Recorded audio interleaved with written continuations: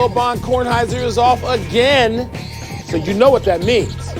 Another payday for Phil and Frank. Big money. You're racking them up. Kornheiser goes to the beach. Somebody's got to work. Hey, now I can pay off my student loan. Forget about paying for my kids to go to school. You guys are hooking me up. I'm hoping you don't have any more student loans at this point, Frank. Maybe $1 left. Welcome to PTI. Kornheiser slacking once again, so I'm joined by our great friend from The Athletic, fill-in Frank Isola. On a Friday. Wow. There it is. Good. See, Tony's not getting that at the beach.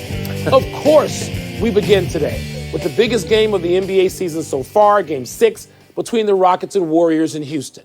Kevin Durant will not play, and all the Rockets' big guns will, which is why Houston is such a heavy favorite to win tonight, tie the series, and force a Game 7 back in Oakland. Frank, are you down with this presumption, first of all, and do you expect the Rockets to be up to the challenge tonight? You know what? No more excuses. And, Michael, go back to 2 years ago when they played San Antonio, similar situation, Game 6 at home, no Kawhi Leonard, and James Harden was basically a no-show.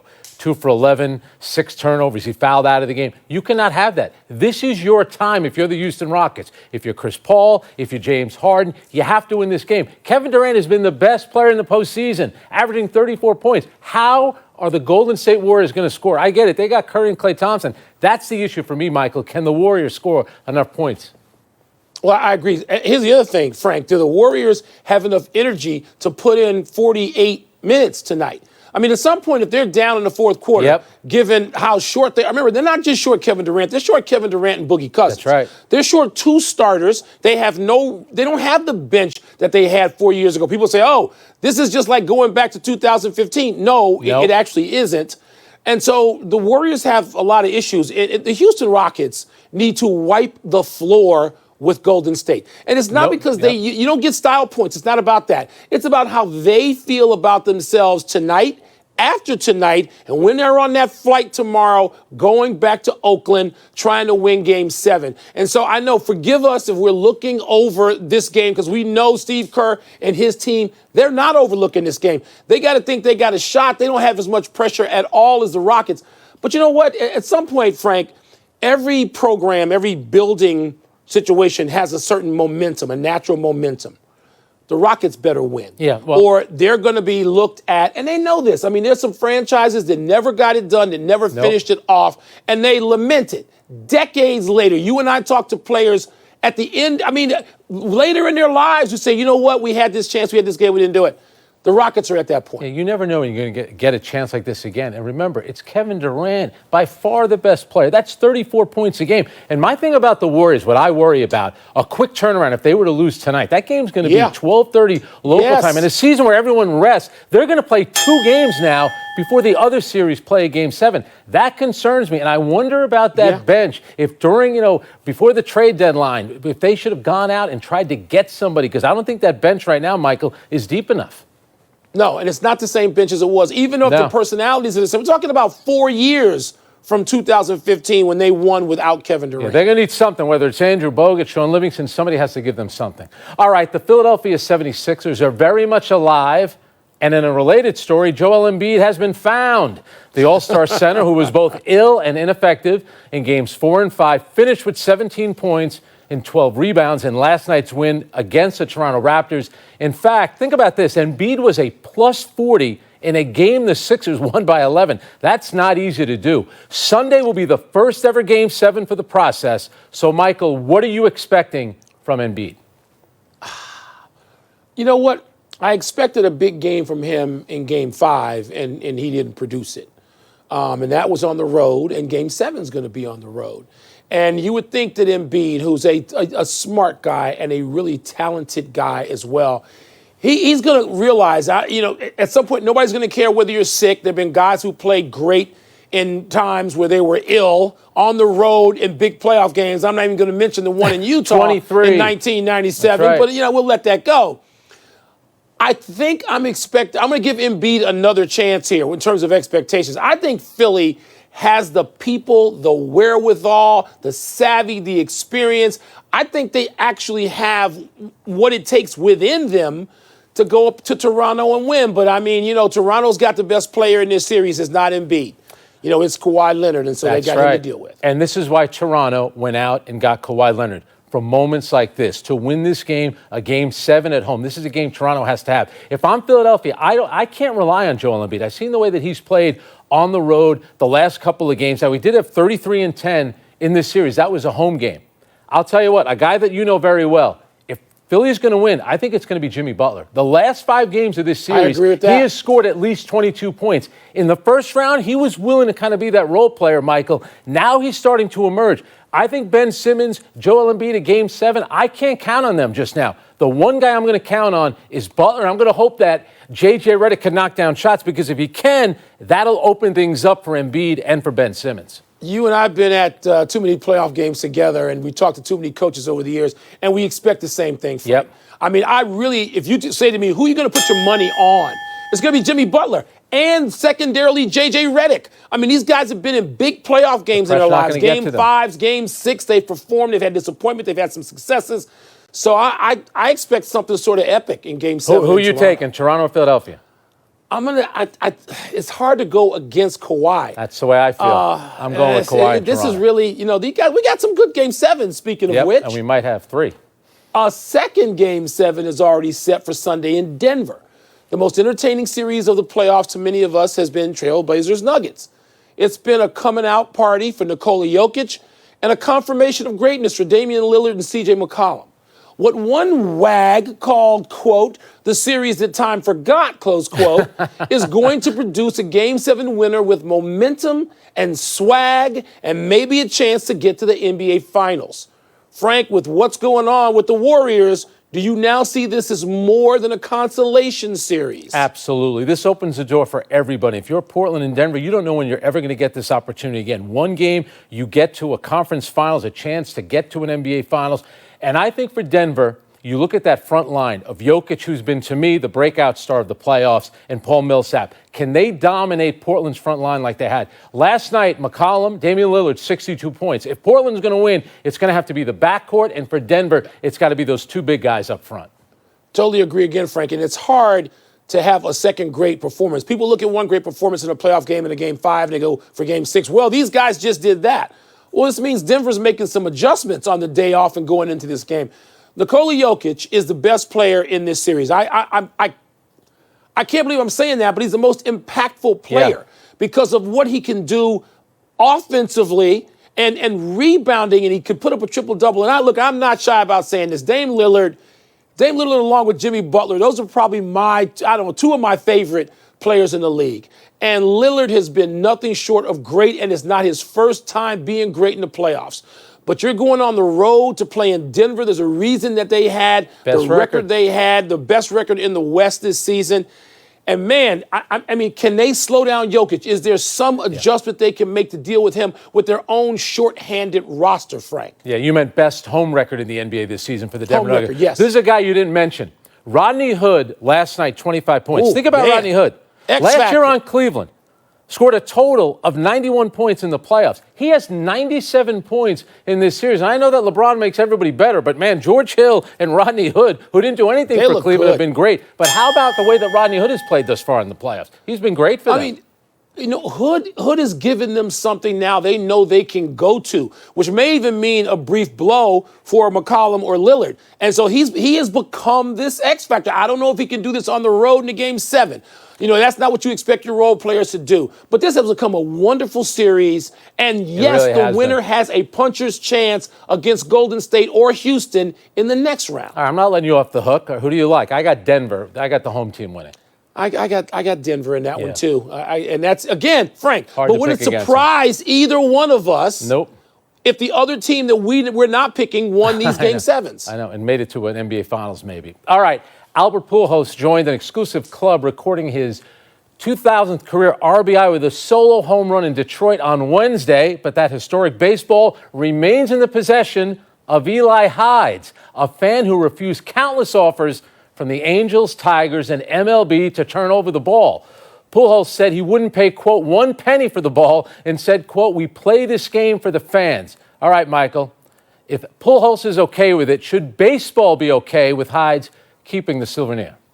Everybody should be okay with it. Absolutely, yes. First of all, What happened for the first 50 years of baseball when they couldn't even find some of these balls? Right. They went into Ivy in different parks. It wasn't just Wrigley Field. It was Forbes and others. It went into Ivy. They got lost in parking lots. Fans took balls. Kids took them and went home.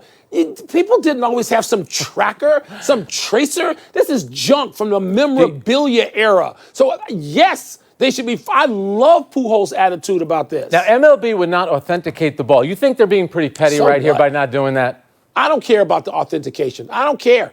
If this guy gets something out of having the ball that's tangible or intangigible, good for him. And you think they got a bat? They got the jersey. You got enough other stuff. He didn't want any of that. He didn't want it. Now, think about this, Michael. Here's a guy. No, I don't mean him. I mean baseball. I mean Cooperstown. Of course. Cooperstown has all these other things. The bats. How many balls are in Cooper? I've been there.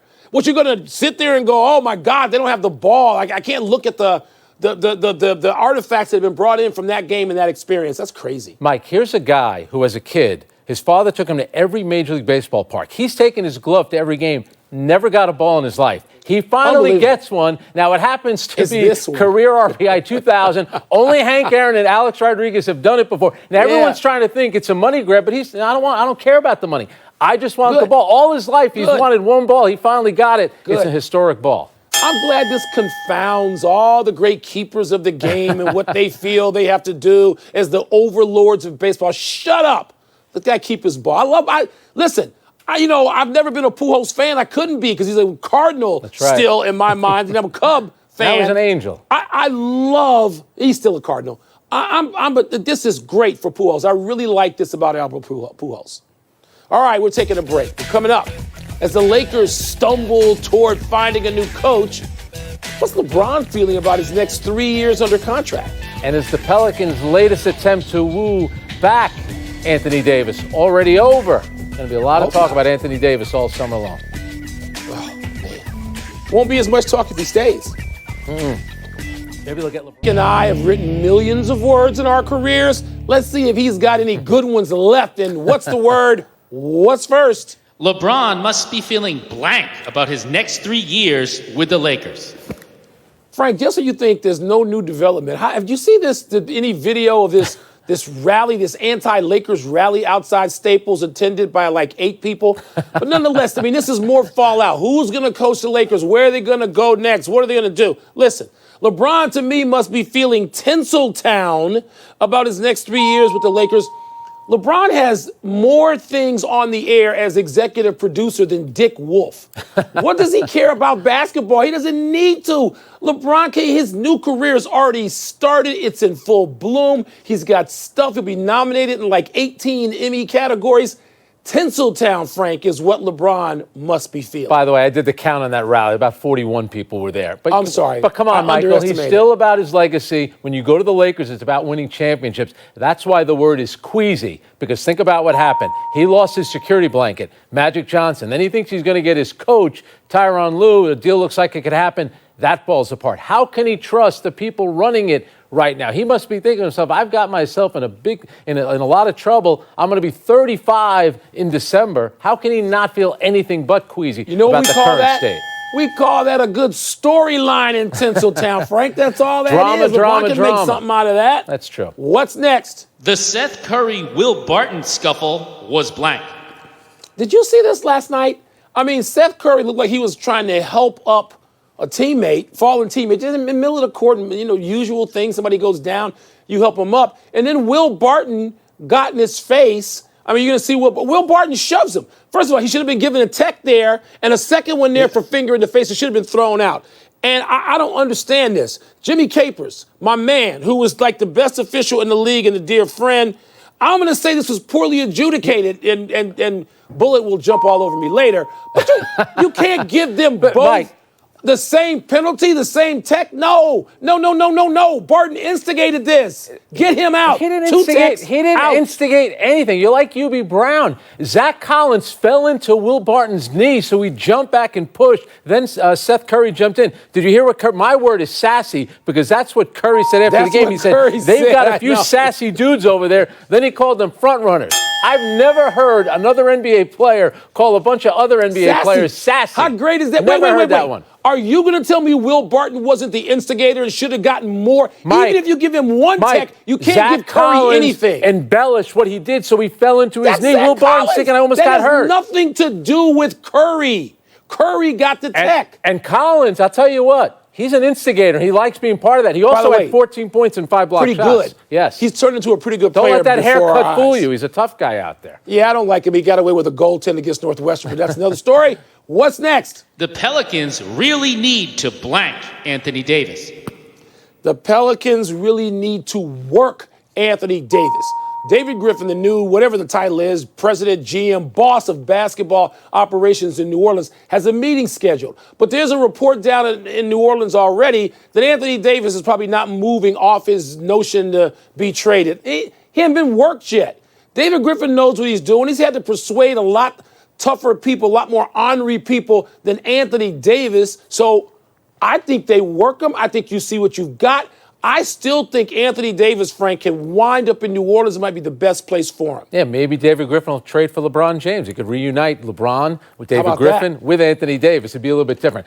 My word is maximize, because if you're David Griffin, a big day is going to be Tuesday. That's the day of the draft lottery, and we'll see who gets the number one pick. And would the team with the number one pick be willing to maybe trade that pick to get Anthony Davis? David Griffin is smart. When he first got the job, he said, I'm going to keep Anthony Davis. He's not telling everybody we're trading him. So he's going to meet with Anthony Davis and say, if you want to be moved, just keep it down, because between now and July 1st, we'll try to do something. And don't count out the Boston Celtics, because if he ends up there, maybe you will get Kyrie Irving re-signing with the Celtics. Could happen. Maximize. Is that a prize anymore, getting Kyrie Irving? And by the way, Rich Paul and David Griffin, they know their way around one another. They have for a few years now. What's next? Last one, it's blank that Neymar got a 3-game ban for hitting a fan. Have you seen this, Frank, the video of this, where Neymar is involved in some losing game? And this is like over a week ago. And I've seen this before. They lead the team up through the stands to some silly podium, you know. And so this is European. This ain't happening in the U.S. First of all, it's not happening to lead the players through the stands. And secondly, you got to have security. You're not going to let some fan just be jawing at the most important property in European sport. And he didn't really hit him. He gave him a noogie. So it's European. He still hit him. He didn't hit him. He didn't do anything to him. Well, he plays for Paris Saint-Germain, so I'll give you a French word. How about deja vu? Because he's already been banned for 3 matches in the Champions League because he went after the match officials on social media. So Neymar has done this before. By the way, how about Neymar's apology? He said, I was wrong, but I don't have cockroach blood. What the heck does that mean? It's a great line. It sounds better in Portuguese. I'm not scurrying away like some cockroach. In other words, I ain't scared. Sacre bleu, as they say. Eat your words, Frank. Let's take one last break, but still to come. We'll tell you what happened with Tony Romo out at the Byron Nelson.